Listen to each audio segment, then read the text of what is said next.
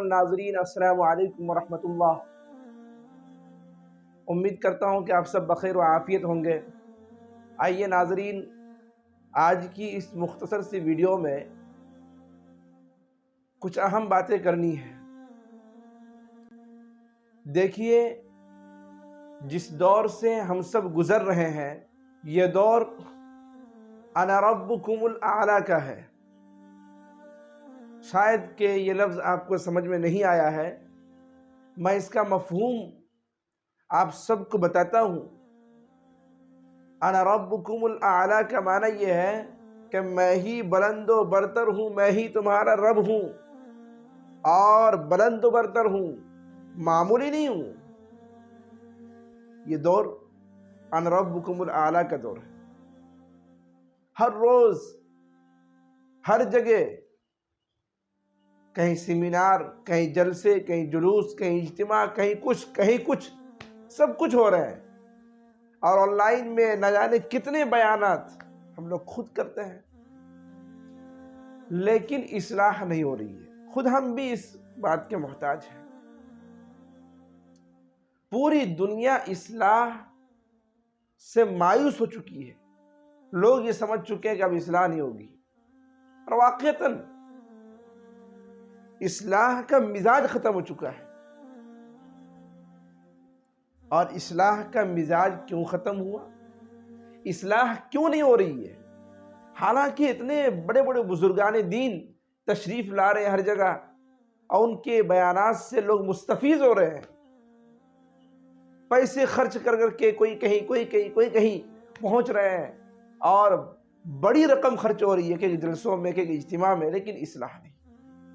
دل کی کیفیت وہی ہے جو پہلے تھی۔ یہ کیوں ہے؟ انا ربکم الاعلی۔ فرعون کو موسیٰ علیہ السلام نے کلمہ حق کی دعوت دی، اور یہ کہا کہ اللہ کو پہچان لے اور اس پر ایمان لے، اور یہ اس بات کی گواہی دے کہ ساری کائنات کے نظام کو چلانے والا ایک اللہ ہے، اور مجھے وقت کا نبی مان لے۔ فرعون نے کہا انا ربکم الاعلی، میں کسی اور کو رب مانوں؟ میں کسی اور کو پرورش کرنے والا مانوں؟ میں کسی اور کو نظام کائنات کا متحرک اور مصرف مانوں؟ نہیں، یہ نہیں ہو سکتا، بلکہ میں ہی رب ہوں، میں ہی رب ہوں، میں ہی خدا ہوں، میں ہی اللہ ہوں، میں ہی گاڈ ہوں۔ یہ کس نے کہا؟ فرعون نے۔ اس لیے فرعون مر گیا مردود کافر ہو کر، اور اس سے بڑا مشرک اور کافر اور مردود اور نالائق کوئی دنیا میں ہے ہی نہیں۔ اس کی اصلاح کیوں نہیں ہوئی؟ اس لیے کہ وہ اپنے آپ کو سب سے بڑا سمجھ رہا تھا نا۔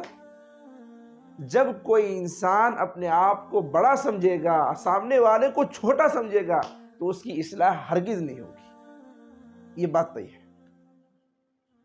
اس کی اصلاح ہرگز نہیں ہو سکتی، کبھی نہیں ہوگی۔ اور آج امت کا حال یہ ہے کہ ان کی اصلاح نہیں ہو رہی ہے۔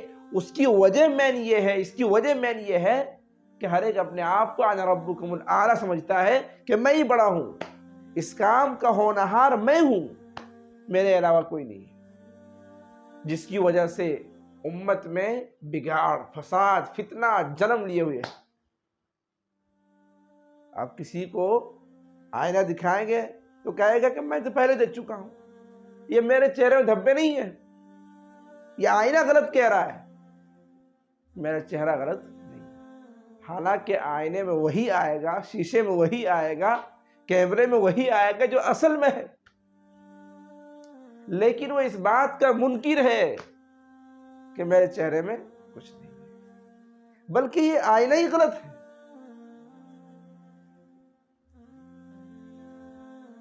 بات سمجھ آ رہی میری؟ غور کرے میرے بھائی۔ تو اصلاح کے نہ ہونے کی وجہ کیا ہے کہ ہم نے اپنے آپ کو ہونہار سمجھا۔ یہ نہیں کہ یہ میری غلطی ہے۔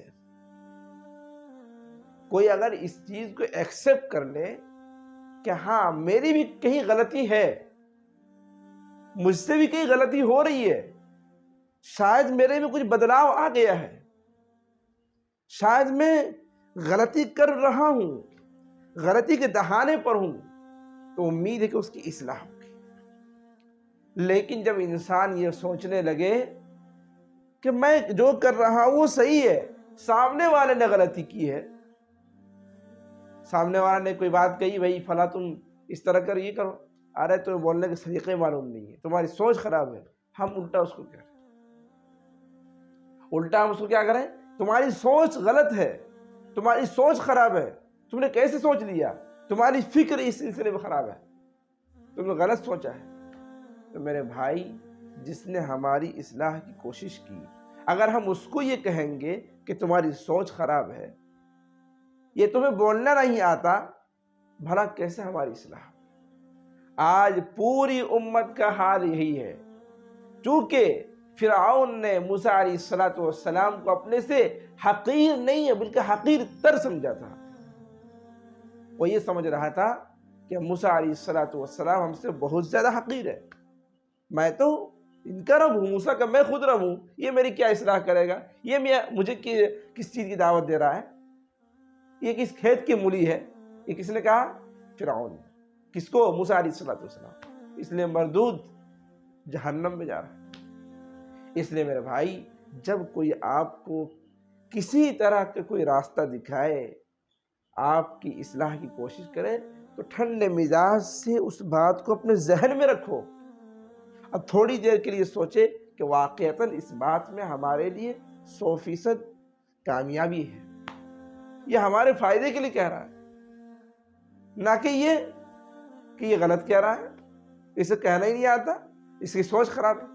ہم اگر اس کو الٹا غلط کہیں گے تو ہماری اصلاح نہیں ہوگی۔